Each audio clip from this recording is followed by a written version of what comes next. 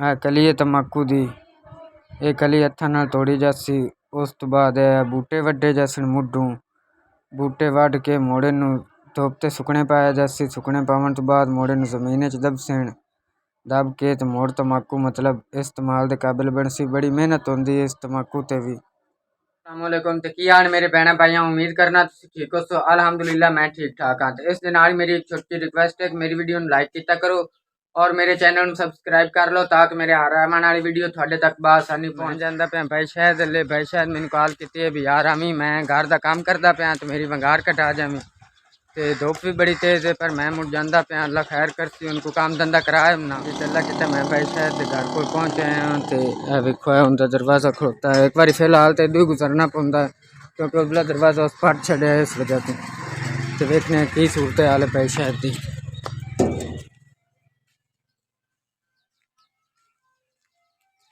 अस्सलाम वालेकुम। वालेकुम अस्सलाम भाईजान। वालेकुम अस्सलाम। की हाल है शायद भाई?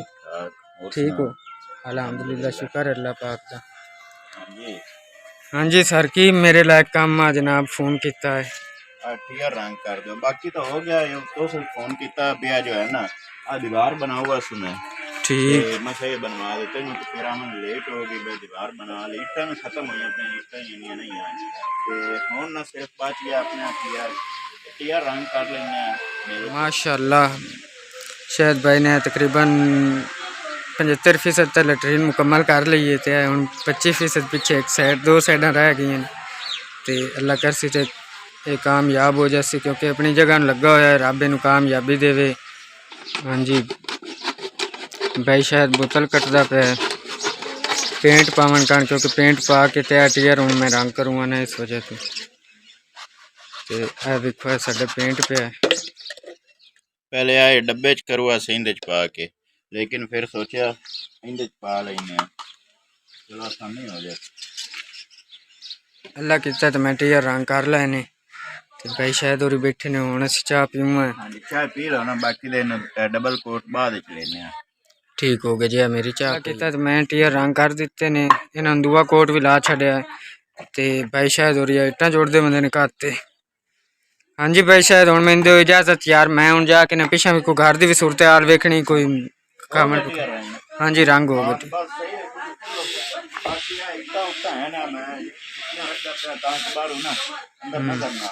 ठीक हो गया। ओके मोड़ खुदा हाफिज। मैं जाता पाया भाई शायद वापस घर। मैं कि हूँ चलो मैं घर चला जाना। मैं दो कोट पूरे कर लेने रंग दे तो हूँ जाके वेखने भी घर की सूरत हाल है।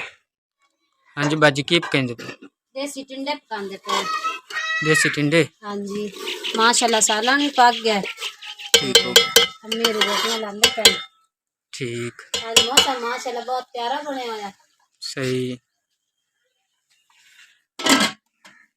अस्सलाम वालेकुम की हाल चाल ने मेरे बहन भाइयों, उम्मीद करने हैं कि तुम ठीक ठाक हो। सो अल्हम्दुलिल्लाह अस ठीक ठाक हैं। अस रोटियां ला रहे हैं अगे हांडी मैं पका ली। अम्मी रोटियां लांदे पे तंदूर ते मैं पेड़े करनी अम्मी रोटियां ला ली। ठीक हाँ जी अम्मी जी तो रोटियां सही लगती हैं पे? हाँ जी बहुत अच्छी पक गई है, सोनी पक गई है।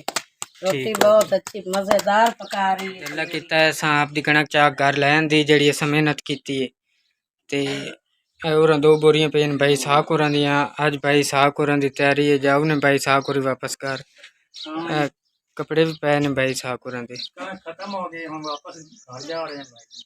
ठीक हो गया चौक ते छड्डन जांदा पिया देखो भाई साख होरां तैयारी कर ली ते धूप बड़ी तेज है तो हुण अगे जाके रब्ता करसा क्योंकि स्कूटर तो मेरा बैठना भी मुश्किल होया। मैं भाई साख नूं लिया के चौक ते छड़ दिता है। उन्होंने दाने भी पे ने कपड़े भी ते भाई साख होरी खड़ोते ने। मैं हुण वापस जांदा पिया मोटरसाइकिल खोलता। इकरा फातिमा और बाजी कपड़े धोंदियां पे ने। हाँ जी मैं कपड़े धोंदी पई हां बड़ी खुशी नाल। फातिमा मेरे नाल कपड़े धो रही आंदी अम्मी मैं आदे कपड़े आपे धोने ने। मैं चलो तू भी धो ला नाल मशीन है कोई नहीं ते इस वजह तू हाथ ते कपड़े धो भी दे तो नाल मेरे आंदी अम्मी मैं भी धोने ने।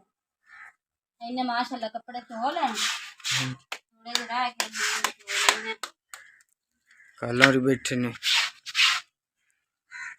ते पिछला टाइम हो गया अल्लाह किता ते भाई दे कपड़े धोते ने धोते हुए ते देखो दोवें कमरे के दरम्यान चो त्रेड़ जी पौंदी पई। अल्लाह खैर करे रेड़न तकरीबन काफ़ी पै गई ने 3-4 साल पहले ऐसी जगह बनाई है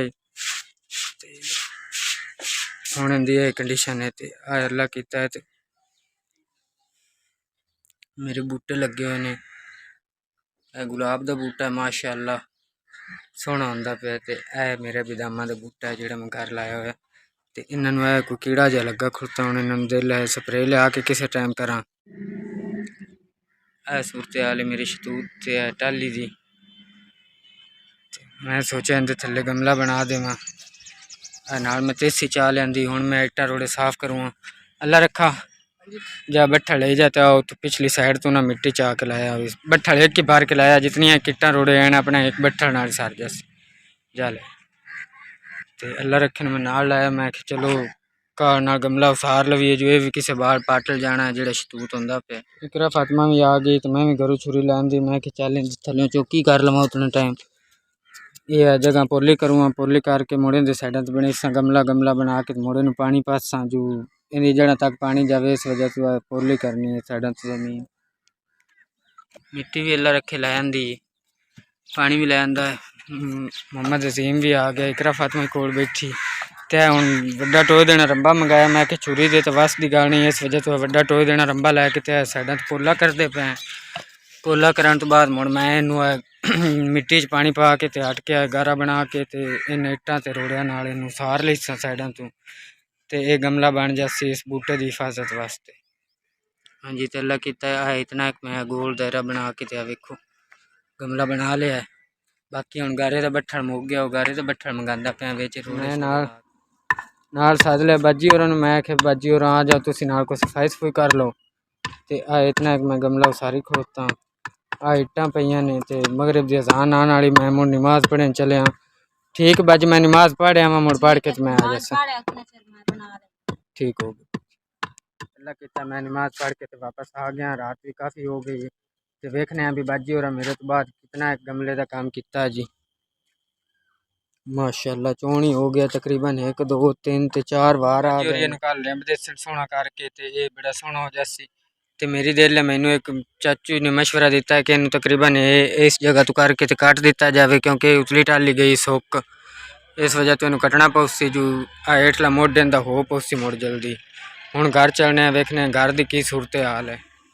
तंदूर बलदा पिया ते बाजी और चूल्हे तो बैठे ने हाँ जी बाजी हाँ जी अम्मी वास्ते अम्मी तबीयत खराब है उनके वास्ते सेवियां बनाऊंगा ते नाल तंदूर ही बलदा पिया तो सुबह ना टुंडिया ने सालन मैं रोटियां खा नाल बच्चे चलो भी थोड़ी थोड़ी खा ली रात हो गई काफ़ी हुण रोटी दे पकदे तक हो जासी लेट ते इंशाअल्लाह कल दे व्लॉग विच मुलाकात होसी खुदा हाफिज़।